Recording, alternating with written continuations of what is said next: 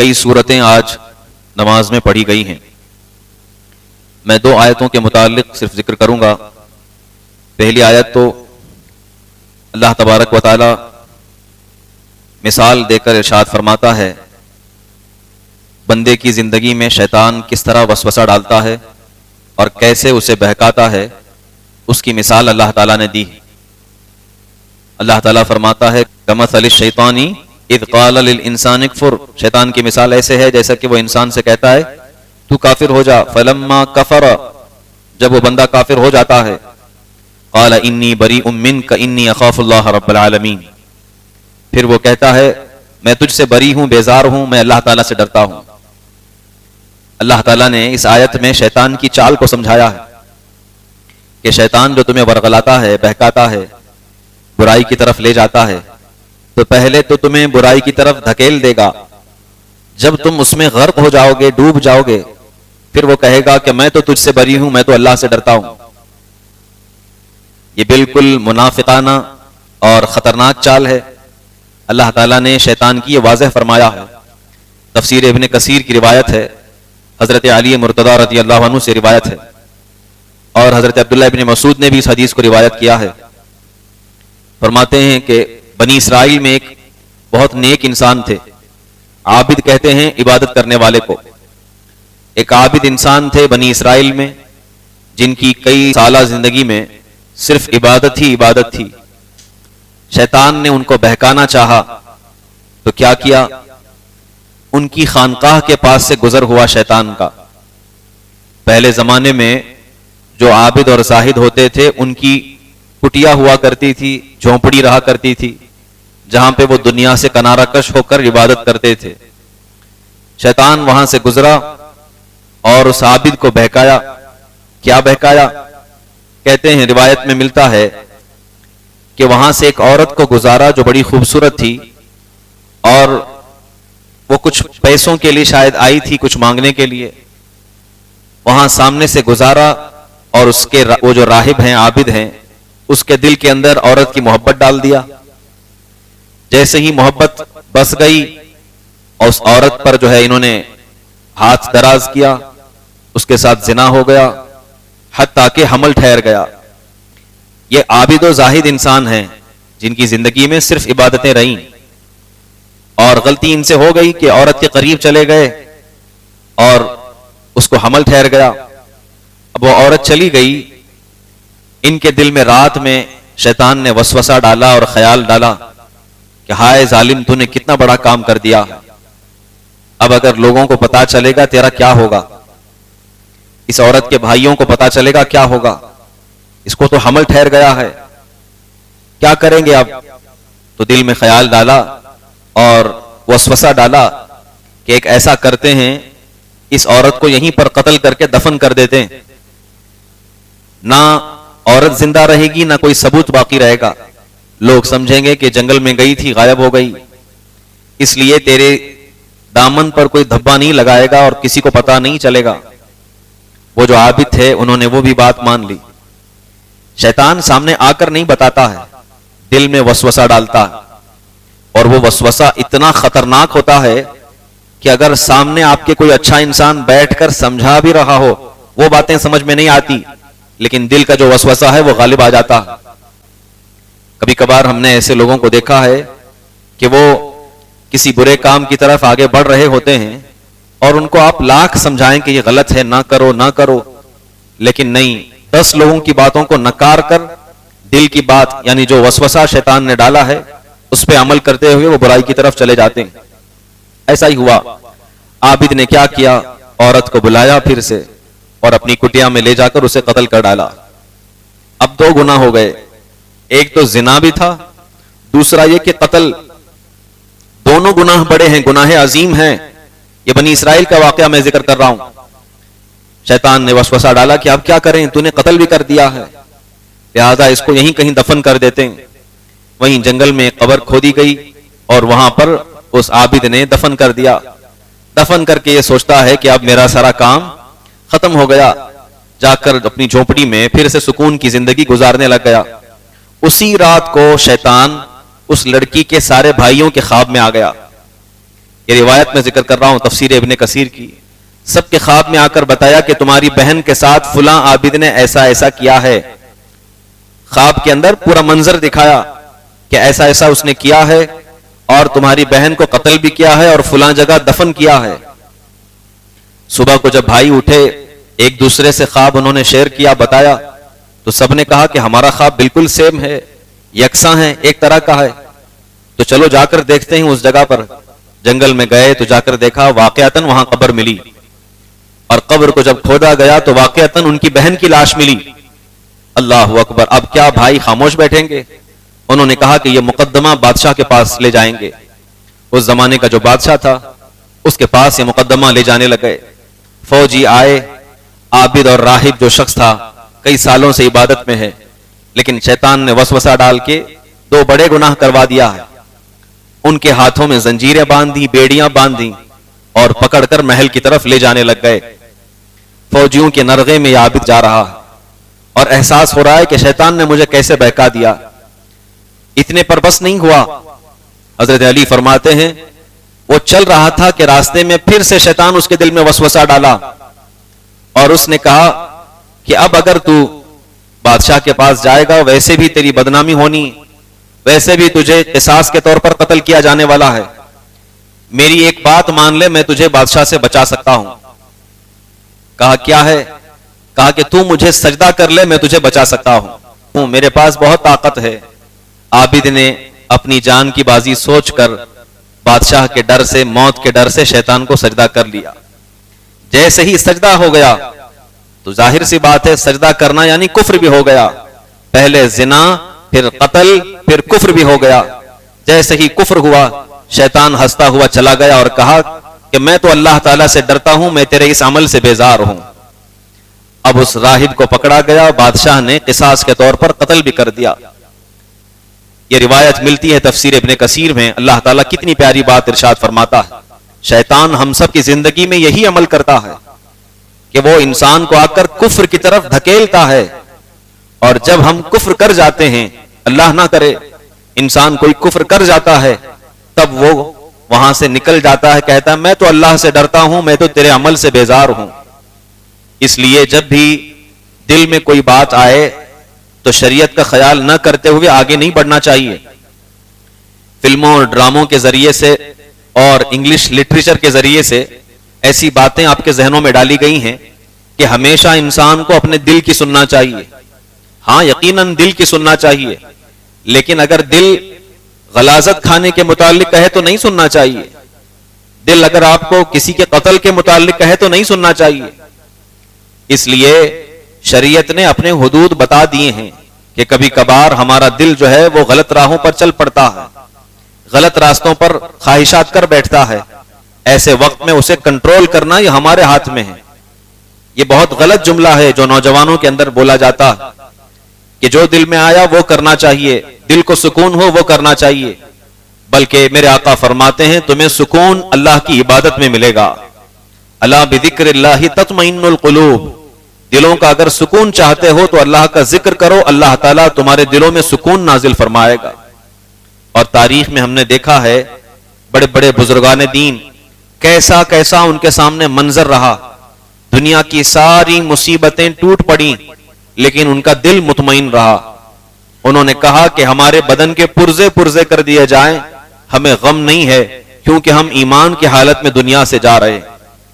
اور ادھر معمولی سی خواہش پوری نہ ہونے پر دل بے چین ہوتا ہے اور ہم غلط راہوں پر چل پڑتے ہیں.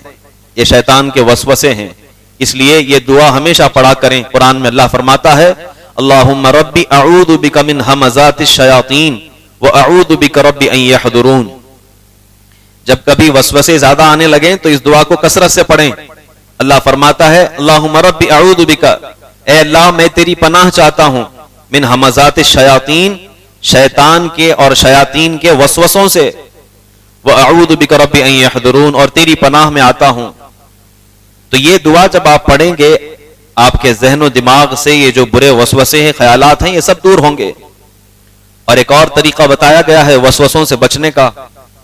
نبی کریم صلی اللہ علیہ وسلم فرماتے ہیں کثرت سے وضو کے ساتھ رہا کرو, شیطان تمہارے قریب نہیں آئے گا. جب ہم واش روم سے باہر نکلتے ہیں، ہم بیت الخلاء سے باہر آتے ہیں تو صرف ہاتھ اور پیر دھو کر کے آ جاتے ہیں. تھوڑا چہرہ بھی دھو لیں اور مسح کر لیں تو پورا وضو ہو جائے گا. کتنا وقت لگتا ہے وضو کرنے میں؟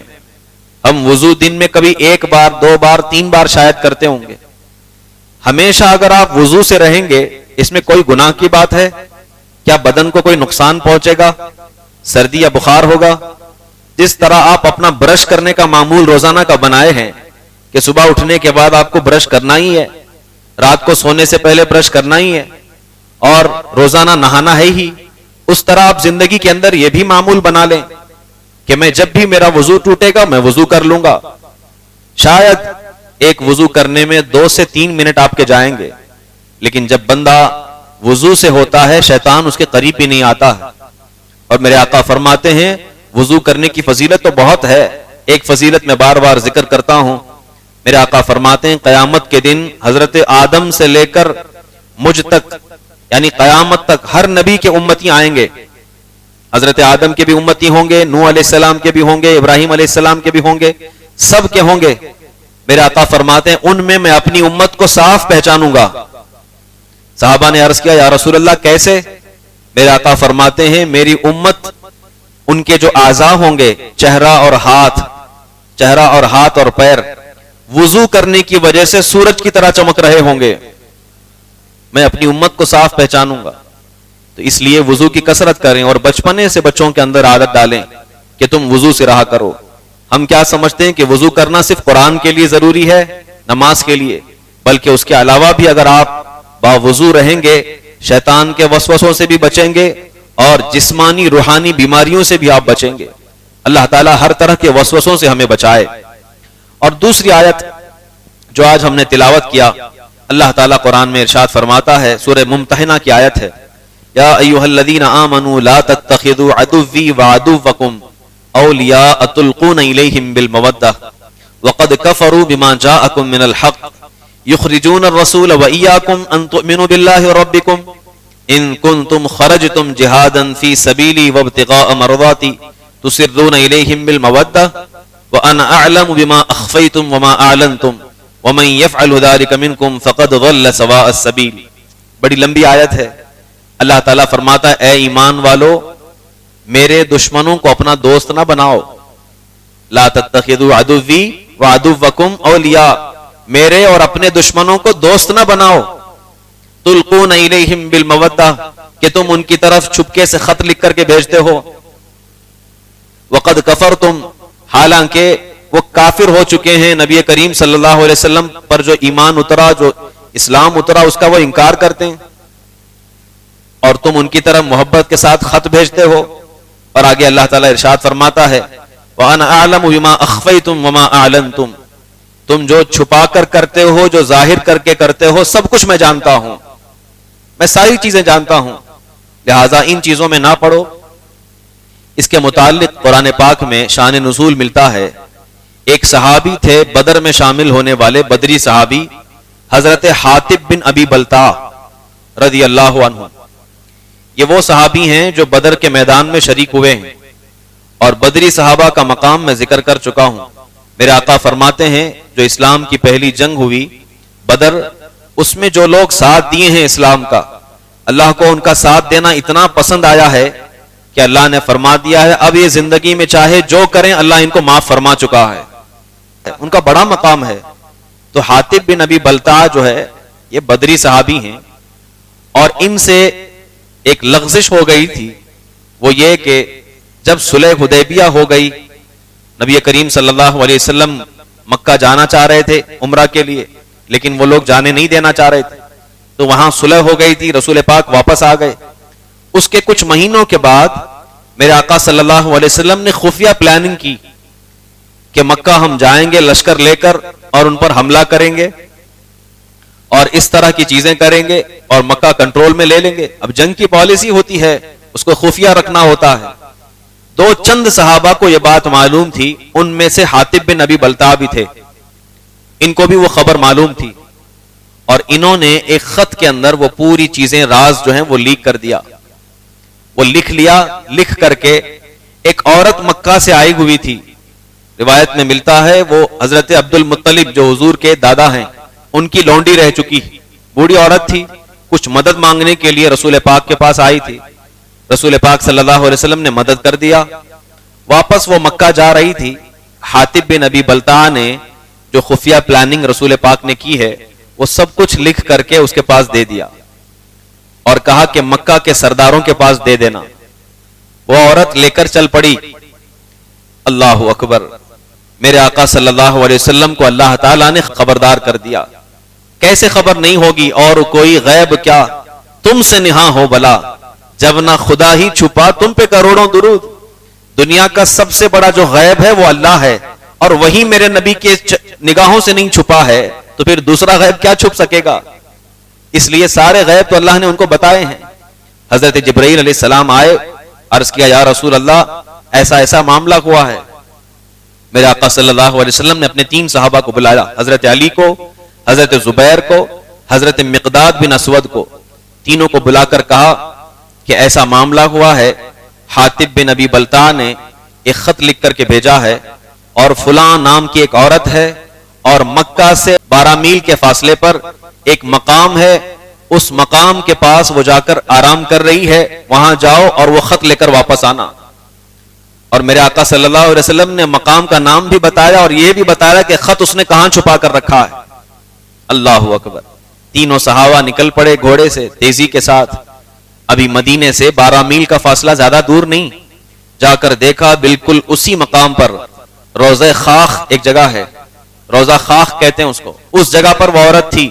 جا کر پکڑ لیا، گرفتار کر لیا اور کہا وہ خط ہمارے حوالے کر دو، دے دو. اس نے کہا میرے پاس کوئی خط نہیں. حضرت علی مرتضی رضی اللہ عنہ شیر خدا جلال میں آئے اور کہا نبی کریم صلی اللہ علیہ وسلم نے کہا تیرے پاس خط ہے تو ہے، دنیا کی ساری باتیں غلط ہو سکتی ہیں، میرے نبی کا کہا ہوا کبھی غلط نہیں ہو سکتا، تو جھوٹ بول رہی ہے. وہ رونے لگ گئی، گڑ گڑانے لگ گئی. کہا نہیں.